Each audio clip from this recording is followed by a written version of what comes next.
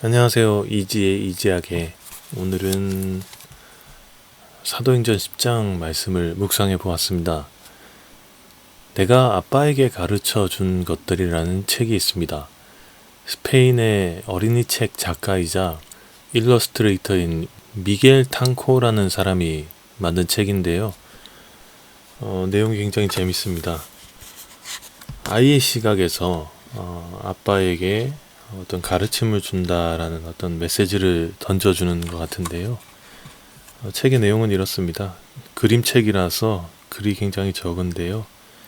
아빠, 내가 아주 어려운 질문들을 해볼게요. 하면서 아이가 이건 뭐예요? 저건 뭐예요? 라고 계속 질문하는 장면이 있고요. 또 다음 장을 넘기니까 아빠, 내가 운동하는 거 도와줄게요. 좋아요. 꼼짝 말고 그대로 있어요. 라는 글과 함께 아이가 아빠의 등에서 막 타고 노는 그런 그림이 있습니다. 그리고 대중교통을 타고 가면서 아이가 낯선 사람에게 말을 막 거는 장면이 있어요. 그리고 나서 아빠는 굉장히 약간 난감해하는 그런 표정인데 아이는 굉장히 즐거워하고 있고요. 그러면서 이런 글이 써 있습니다. 아빠, 내가 낯선 사람과 이야기하는 법을 알려줄게요. 이렇게요. 이 뒤에도 여러 가지 내용들이 있는데요. 이 책을 보면서 굉장히 신선한 충격이 왔었습니다. 보통 부모가 혹은 선생님이 아이를 가르친다라고 하죠. 부족한 것이 있기 때문인데 부족한 것은 선생님을 통해서 또 배우기도 하고요.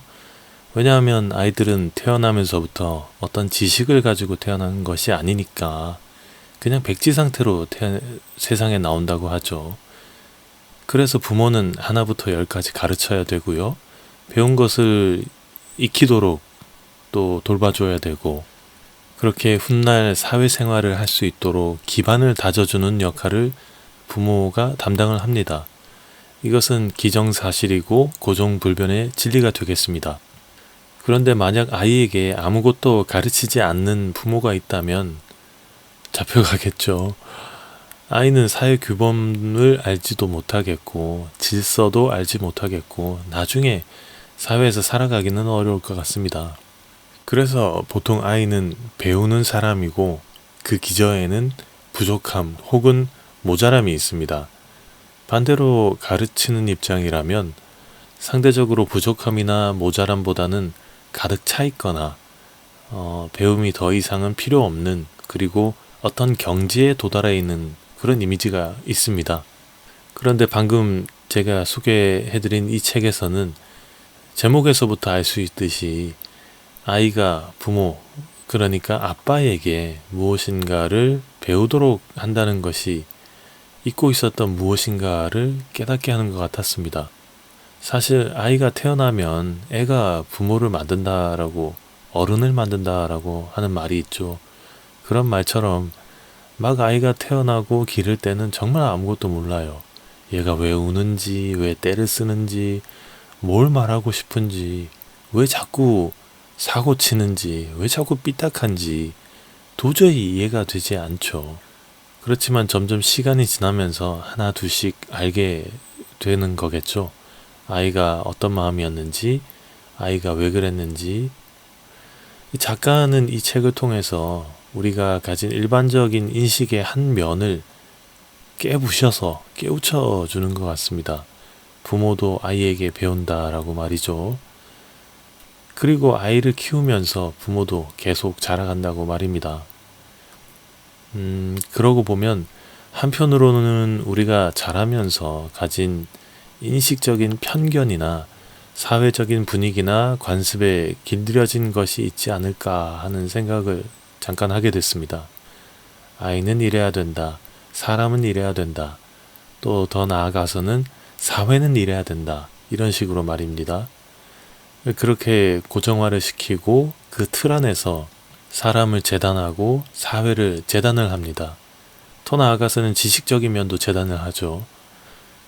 기준은 통계적인 면을 따라서 평균을 매기고 거기에 부합하지 않으면 부족한 사람, 부족한 것이 되고요. 또 부족하면 부끄럽거나 창피한 것이 되고요. 곧 어떤 수를 써서라도 평균치에는 도달해야 직성이 풀립니다. 가만히 생각해 보면 무엇이 먼저일까를 고민하게 되는 것 같아요. 예를 들어서 사람과 조직을 가지고 생각을 해보면 사람이 먼저 있고 조직이 있겠죠. 조직이 먼저 있고 사람이 있는 것은 아니겠습니다. 그런데 만약 조직이 더 중요한 것이 된다면 아마도 그것이 우리가 부정적으로 말하는 공산주의나 일본이 일제시절 그렇게 우리에게 세뇌시키면서 괴롭히던 전체주의가 될 것 같습니다. 그러면 사람은 그저 하나의 부속품으로 살게 되죠. 물론 그렇게 해야 될 때도 있겠지만 이것은 비단 사회뿐 아니라 종교에서도 마찬가지겠습니다. 성전 혹은 건물로 된 교회가 우선이 된다면 교회는 그저 하나의 부속품이 되겠죠. 그러나 이것은 그다지 복음적이지는 않을 것 같습니다. 왜냐하면 예수님은 자유를 주셨기 때문입니다. 자유인이 된 우리는 전체주의의 한 부속품과는 그다지 어울릴 것 같지는 않아요. 그런데도 성경에서 계속 반복되고 있듯이 역사가 또 그러하듯이 우리 사람은 습성이 참 신기합니다.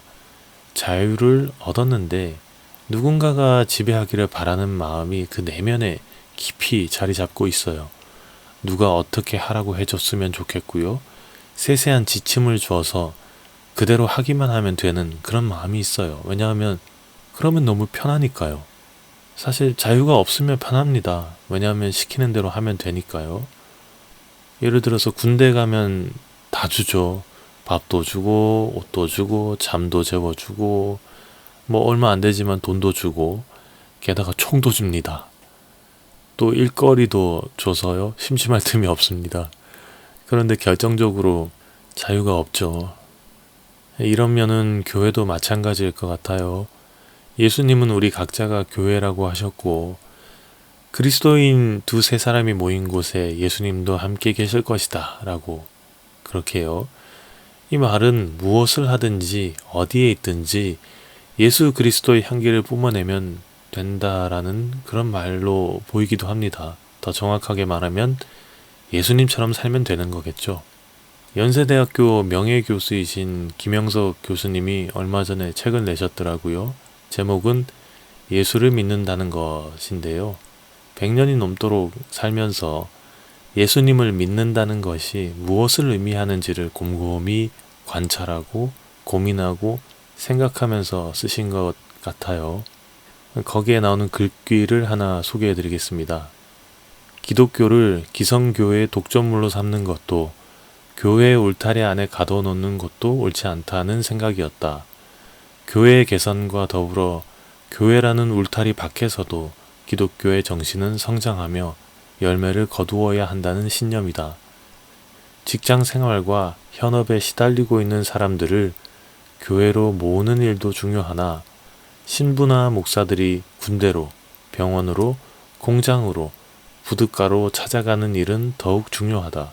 그리고 조직화된 교회가 그리스도의 뜻을 다하지 못할 때 교회 밖에서 그리스도의 뜻이 채워지는 것은 매우 바람직한 일이다. 마냥 현재 교회를 비판하는 글이 아니라 요즘과 같이 다음 세대를 걱정하고 교회 존속을 염려하는 우리에게 만약 우리가 그리스도인이라면 그 자유를 얻은 사람이라면 과연 어떻게 살아야 할까에 대한 고민을 진지하게 풀어놓으신 것 같아요. 사실 그동안 우리가 성전 사상에 심취해서 내가 다니는 교회가 곧 교회다라는 생각을 했고요. 더 나아가서는 저 교회는 틀렸고 우리 교회는 맞다라는 자교회 중심적인 면까지 생긴 것은 사실이죠. 그리고 거기에 따라서 하나님은 교회 안에만 계신다라는 생각도 우리 믿음의 기저에 자리 잡게 되었습니다. 그래서 요즘은 무조건 교회 밖으로 뛰쳐나가려는 그리스도인들도 참 많이 생겨났는데요. 이것도 안타까운 일이죠. 왜냐하면 이런 생각은 곧 교회를 나갔다는 자체가 문제가 아니라 교회 바깥에만 하나님이 계신다는 생각으로 이어질 수도 있기 때문이고요. 또 실제로 극단적으로 교회를 해체해야 된다라고 말하는 사람들도 있기 때문입니다. 우리가 교회 안에 있든지 밖에 있든지 중요한 것은 하나님은 어디에나 계신다는 사실과 우리를 그 한없는 넓은 창조 세계 안에서 자유인으로 살게 하신다는 것이겠죠. 이것이 복음의 핵심이기 때문입니다. 사도행전 10장은 사도행전 전체에서 굉장히 중요한 부분의 하나라고 알려져 있는데요. 왜냐하면 이방인들에게 믿음의 문이 열리는 것을 기록하고 있기 때문입니다. 굉장히 인상 깊은 구절은 이건데요. 14절에서 15절까지입니다. 베드로가 이르되 주여 그럴 수 없나이다. 속되고 깨끗하지 아니한 것을 내가 결코 먹지 아니하였나이다. 한데 또 두 번째 소리가 있으되 하나님께서 깨끗하게 하신 것을 네가 속되다 하지 말라 하더라. 속되고 깨끗하지 아니한 것을 내가 결코 먹지 아니하였나이다 라고 얘기하니까 야, 하나님께서 깨끗하게 하신 것을 왜 네가 속되다 그래? 라고 말을 하는 장면이죠. 이 구절에 앞서서 언급되는 각종 네 발 가진 짐승과 기는 것과 공중에 나는 것들은 율법적으로는 부정한 것이죠. 먹어서는 안 됩니다. 만약 먹으면 부정하게 되어서 하나님께 죄가 되고요. 율법을 어기는 것이 됩니다. 그에 응당한 처분을 받아야 돼요. 그런데 그 부정한 것들을 주시면서 베드로에게 먹으라고 해요. 가만히 읽다가 보면 이게 뭔 경우가 있다위인가 하는 생각이 듭니다. 분명히 지키라고 준 율법에 먹지 말라고 했는데 먹으라고 한다는 게 아니 무슨 갑질 중에 슈퍼 갑질 같기도 하고요. 게다가 그 부정한 것들을 하나님께서 깨끗하게 하신 것이라고까지 표현을 하는 것을 보면 더 기가 막히죠. 아니 부정하니까 쳐다보지도 말라고 할 때는 언제고 지금 와서는 뭐 다그치듯이 야 내가 깨끗하게 했다는데 뭐가 문제냐 하는 게 기가 막히죠. 무슨 하나님이라는 분이 이랬다가 저랬다가 하는지 말입니다. 그러나 여기에 깊은 뜻이 있는 거겠죠. 사실 이미 구약 시대 때 선지자 에스겔을 통해서 먼저 이런 일이 있었죠. 바벨론의 침략으로 무너진 이스라엘 시대 때 에스겔은 하나님의 계시를 받았습니다. 아주 분노에 가득 찬 심판의 메시지와 함께 다시 맹세한 곳으로 이스라엘을 끌어가실 것이라는 소망의 메시지도 주셨습니다. 그 과정 중에 에스겔에게 하신 하나님의 말씀이 있죠. 에스겔 4장 13절 말씀인데요. 또 여호와께서 이르시되 내가 여러 나라들로 쫓아내어 흩어버릴 이스라엘 자손이 거기서 이같이 부정한 떡을 먹으리라 하시기로. 이 메시지는 선지자 예레미야에게 주신 메시지처럼 이방인인 바벨론에 의한 심판은 하나님의 심판이니까 고생은 좀 하겠지만 무의미하게 저항하지 말고 잡혀가라는 것이 핵심인 것 같아요. 그러나 하나님은 고와 같이 너희를 그냥 두지는 않을 것이고 때가 되면 바벨론을 망하게 하시고 이스라엘을 다시 회복시킬 것이다 라는 메시지로요. 이 말씀도 그렇고 오늘 함께 읽은 말씀도 그렇고 유대인의 입장에 있어서 이런 메시지는 꽤나 충격적이겠죠. 도저히 이해할 수도 없고 이해되지도 않습니다. 상식적으로도 정서적으로도 납득이 안 되고요. 법률적으로도 있을 수 없는 일이죠. 만약 우리 일본의 침략이 하나님의 뜻이다라고 한다면 그런 말을 쉽게 뱉고 이해할 수 있을까요? 그러나 하나님입니다. 하나님. 어떤 것이라도 깨끗하게 하실 수 있고요. 깨끗하다고 선언하실 수 있습니다. 그렇다고 하나님 마음대로 이랬다가 저랬다가 하는 것이 아니라 원래부터 모든 것이 하나님이 만드신 것이고 그 모든 것 하나하나에 하나님의 애정이 담긴 것이라는 말이겠죠. 다만 상황에 따라서 우리에게 좀 더 선한 것 혹은 좀 더 나은 것을 지정해 주시는 것이겠죠. 마치 아이를 키우면서 점점 금지하는 것이 줄어들거나 그 금지하는 분야가 달라지는 것처럼 말입니다. 신앙은 어떤 면에서는 상식적으로는 이해가 되는데 어떤 면에서는 상식적으로 도저히 이해할 수 없는 부분이 있는 것 같아요. 복음이 그런 것 같습니다. 상식이라는 것은 우리의 문화적이고 시대적인 이해가 담긴 해석이 들어가는데요. 물론 한계가 있는 거겠죠. 복음은 아마도 통시대적, 통문화적이라서 그렇지도요. 과거에 이해할 수 없었던 것들이 지금은 당연하게 여겨지기도 하고요. 과거에는 이해했던 것들이 지금은 도저히 이해할 수 없는 게 있죠. 만약에 미래에서 지금의 우리를 바라보면은 어떻게 생각할까요? 하나님의 말씀과 예수님의 복음은 이것을 뛰어넘는 것이겠습니다. 문제는 우리의 편견인 것 같아요. 그리고 구분과 판단이 아닐까 생각합니다. 깨끗하고 정결한 것은 누가 한 것일까요? 그 기준은 도대체 무엇일까요? 만약 바르게 정돈되고 멀끔한 것이라고 한다면 하나님은 중심을 보신다는 말씀을 기억해 볼 필요가 있을 것 같습니다. 흔히 경건은 구분이라고 하죠.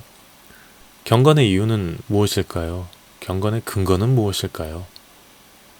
경건은 잣대가 아니라 은혜의 감사함이겠죠. 누군가를 판단하는 것이 목적이 아니라 은혜의 감사함으로부터 나오는 것이겠죠. 이것을 깨달은 베드로는 이렇게 말합니다. 34절에서 35절까지의 말씀인데요. 베드로가 입을 열어 말하되 내가 참으로 하나님은 사람의 외모를 보지 아니하시고 각 나라 중 하나님을 경외하는 의를 행하는 사람은 다 받으시는 줄 깨달았도다. 아이가 마냥 교육의 대상이 아니라 부모에게도 가르침을 주듯이 하나님을 믿는 믿음의 중심에는 율법도 규정도 인종도 지리도 사회도 통념도 건물도 조직도 질서도 아니겠고요. 아마도 하나님을 경외하며 의를 행하는 그 자체가 중요할 것 같습니다. 오늘도 내 마음에 고정된 무엇인가를 살펴보면서 이 말씀을 묵상해 봅니다. 하나님께서 깨끗하게 하신 것을 네가 속되다 하지 말라. 기도하겠습니다. 하나님, 복음을 알게 하시고 자유인으로 살아가게 해주셔서 감사합니다. 하나님 만드신 드넓고 끝없는 창조 세계 안에서 하나님의 신비를 하나씩 알아가며 은혜를 누립니다. 모든 것이 하나님 보시기에 좋은 줄로 믿습니다. 그리고 저희에게도 그러한 줄로 믿습니다. 그러나 저희는 필요에 따라 그것을 구분하고 판단하고 재단합니다. 저희의 입맛대로 맛보려고 하고 생각하는 대로 바라보려고 합니다. 하나님, 저희의 눈을 열어 하나님께서 선하다 하신 것을 깨끗하게 하신 것을 보게 하시고 베드로의 고백처럼 하나님을 경외하며 의를 행하는 사람이 되게 하여 주시옵소서. 예수님의 이름으로 기도합니다. 아멘.